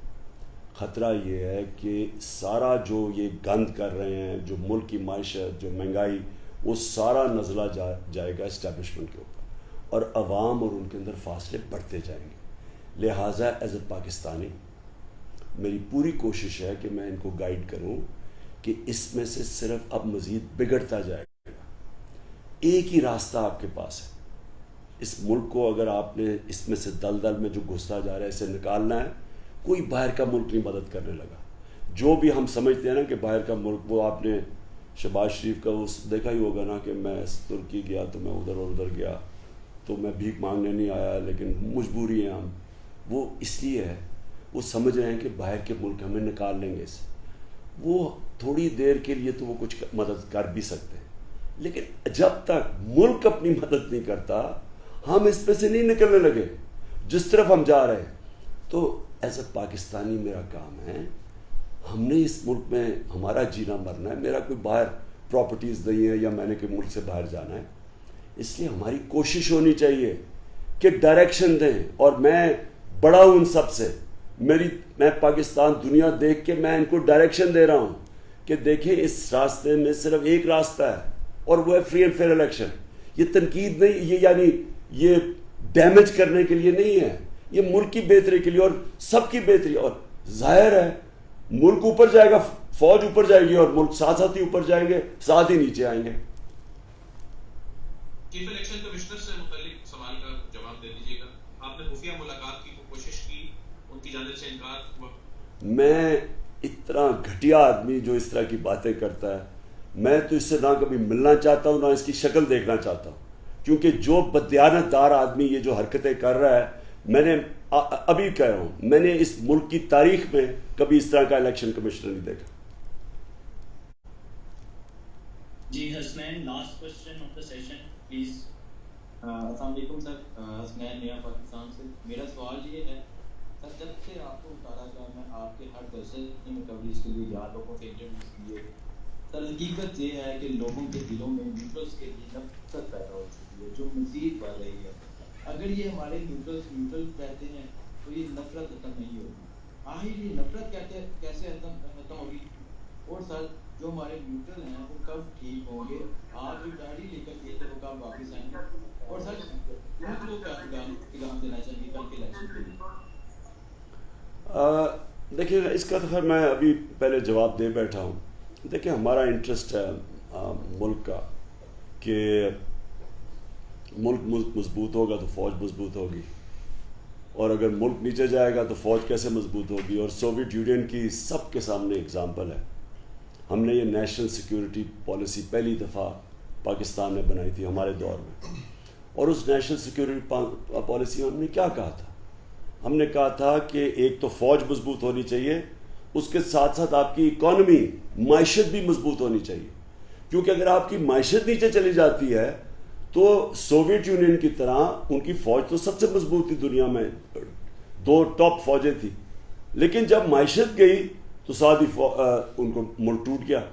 تو ہمیں ہمیشہ یاد رکھنا چاہیے کہ ساتھ ساتھ جاتی ہے آپ کی نیشنل سیکیورٹی اور اکنامک سیکیورٹی ساتھ جاتی ہے. اب خطرہ کیا ہو گیا ہے کہ یہ جو آئے ہیں سارے، کیونکہ یہ تو اپنی چوری بچانے آئے تھے، ان کا تو انٹرسٹ ہی نہیں تھا اور نہ ہی ان کی کیپبلٹی ہے، نہ انہوں نے کبھی ماضی میں اہلیت دکھائی ہے معیشت ٹھیک کرنے میں. یہ تو جب آتے ہیں تو ملک کو مقروض کر جاتے ہیں، خود امیر ہو جاتے ہیں. تو لہٰذا یہ جدھر آج ہم کھڑے ہیں اور جس طرف جا رہے ہیں، میں پھر سے ریپیٹ کرتا ہوں، یہ ہمارے لیے بڑی خطرناک چیز ہے کہ ہم 4تھے نمبر پہ دنیا پہ آ گئے ہیں جو ملک ڈیفالٹ کرنے جا رہا ہے. اور اگر ہم ڈیفالٹ کر جاتے ہیں تو مجھے بتائیں کہ پھر جن کے پاس ہم جائیں گے پیسے مانگنے کے لیے کہ جی ہمیں اب بیل آؤٹ کرو، وہ جو پیسے دیں گے وہ ایک ان کی سیئنگ ہے کہ دیر از نو فری لنچ. آپ کو ہر چیز کی قیمت آپ کو ادا کرنی پڑتی ہے. تو اگر ملک اس طرف چلا گیا اور جو قیمت ہے وہ جو قیمت ہمیں ادا کرنی پڑے گی، مجھے خوف ہے اس چیز کا، وہ ہماری نیشنل سیکیورٹی کے اوپر ہمیں قیمت ادا کرنی پڑے گی. لہٰذا اس لیے بڑا امپورٹنٹ ہے، میں ریپیٹ کرتا ہوں، یہ ایز اے پاکستانی میں کہہ رہا ہوں کہ جس دلدل میں ہم پھنستے جا رہے ہیں اس سے نکلنے کا صرف ایک طریقہ ہے کہ ملک میں صاف اور شفاف الیکشن کروائیں. 2 نمبر الیکشن نہ کروائیں، اس سے انتشار بڑھے گا. صاف اور شفاف الیکشن کروائیں. دیکھیں میں ایک سپورٹس مین رہا ہوں، ساری زندگی میں نے ہار اور جیت دیکھی.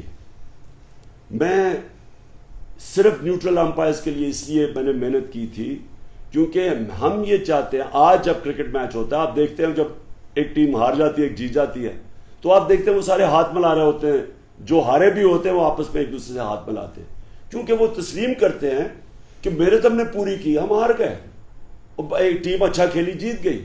میرے زمانے میں لڑائیاں ہوتی تھی کرکٹ فیلڈ کے اوپر کیونکہ وہ امپائر کہتے تھے کہ جی اس نے صحیح معنی میں اس نے چیٹنگ کی ہے. میں آپ کو پھر بتا رہا ہوں کہ جو مجھے کبھی بھی نہیں بھولتا، جو ہندوستان کے خلاف ہمارا میچ تھا جو ہم تھوڑے سے رن سے جیتا ہے ہندوستان کے اندر، یہ ایک اینڈ میں سٹیج آ گئی تھی کہ اگر میں امپائر، انڈین امپائر اور اپنی ٹیم کے بیچ میں نہ آتا تو انہوں نے لڑائی مارنا تھا امپائر کو. یہ حالت ہو گئی تھی. تو کب ٹھیک ہوا؟ نیوٹرل امپائرز آ گئے، آج میچز ہوتے ہیں، آپ ٹیکنالوجی آ گئی ہے، سب ایکسیپٹ کر جاتے ہیں رزلٹ. یہی پاکستان کو کرنا ہے. میں نے کوشش کی تھی ٹیکنالوجی، EVM مشینز، اور 1970 ایک دفعہ تھا پاکستان میں اور زبردست الیکشن کروایا گیا تھا، مجھے ابھی بھی یاد ہے. کسی نے ایک آدمی نے نہیں کہا کہ دھاندلی ہوئی. اس کے بعد کوئی الیکشن صحیح نہیں ہوا. آج یہ ٹائم ہے ہمارے لیے کہ اس برے حالات سے نکلنے کے لیے. آگے حالات مزید برے ہوتے جائیں گے. صرف ایک چیز ہے کہ ہم ملک میں فوری طور پہ صاف اور شفاف الیکشنز کروائیں. یوتھ کو میں اپنی یوتھ کو کل کے لیے خاص طور پہ پیغام دینا چاہتا ہوں، کیونکہ میری یوتھ 60% پاکستان ہے اور فیوچر آپ کی ہے، اور آپ کے لیے کل کا الیکشن بہت امپورٹنٹ ہے، کیونکہ ایک طرف سازش کے تحت گورنمنٹ آئی ہے کرمنلز کی، 60% کیبنٹ ضمانت پہ ہے.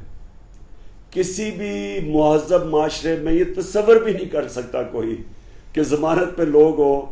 16 ارب روپے کی پرائم منسٹر اور جو انلیگل چیف منسٹر بیٹھا ہوا ہے حمزہ اور یہ شہباز شریف، 16 ارب روپے کے ان کو سزا ہونے والی تھی، انڈر ٹرائل تھے. ایک طرف یہ بیٹھے ہوئے ہیں اور دوسری طرف ساری پاکستان کی عوام دوسری طرف آ گئی.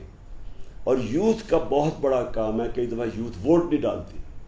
میں چاہتا ہوں کہ صبح 7 بجے جیسی پولنگ کھلے نا تو میری یوتھ پہنچی ہو کل ووٹ ڈالنے کے لیے، چاہے بارش ہو رہی ہو چاہے جو مرضی ہو، کیونکہ کل فورکاسٹ بارش بھی ہے. جلدی اور جا کے آپ سب نے ووٹ ڈالی. اور پھر پولنگ سٹیشنز کے اوپر بھی میں چاہتا ہوں کہ ہماری یوتھ وہاں کھڑی ہو، پتہ چلے کہ اس وقت قوم کسی قسم کی دھاندلی برداشت نہیں کرے گی.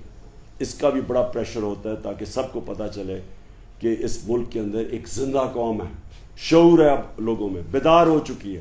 جو میں نے جلسوں میں دیکھا ہے، میں نے کبھی قوم میں ایسی بیداری نہیں دیکھی جو آج میں نے یہ جو ان جلسوں میں دیکھی ہے، یہ جو پچھلے 3 مہینے میں نے کیے.